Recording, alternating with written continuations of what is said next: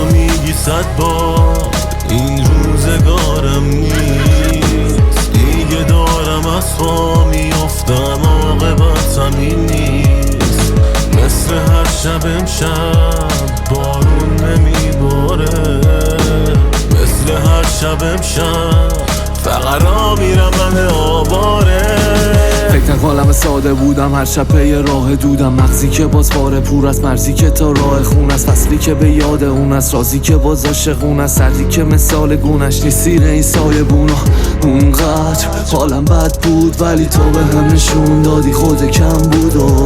منم یادم خاله بعد جلو میپیچم واسه روزگار، حالا بد تو رو سنخ برگ یه سر درد یه سر فست یه سرور تو بردگی، بازی چیم و دست کی من اونجام و سمت پتکام، منم فردام غرق دردام، پس دیگه هر از شنگاه زخم دل خوردم عبرت شدم، حرف پشت شنگ که الان فاصله انداختی بین هم، جوری زدی دل شکستی که نمیتونیم بشیم مثل قبل، مثل من مثل هر باری که دیدمت، حس غم حس غم.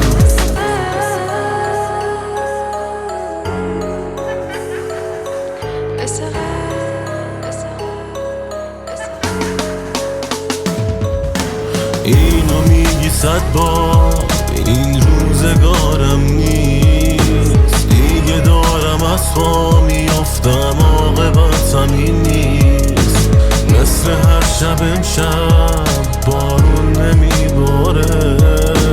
مثل هر شب امشب فقط را میرم من آواره. یه باد صبح سرد همرام، کلاه سرخ کج، تنهام با این نژاد گرگ من، فرق داره حتی نگاه بود من، حرفام نگاه سلاح صلح گر، فرق داشته با شراد کن یکم، درد داره نکن نگاه به پشت سر، ولی باز سلولای من هم رد تو باغ دلم برگاه زردن، بی درختن چقدر بختم بعد این کله باید بیتو سر کرد، فکر میکردی میسازیم ولی دیدین تشریک تلخیه، واقعا تصمیم مغزی که تقصیر قلب، جلوم همین یه مسیر رو دارم. اینو میگی 100 بار،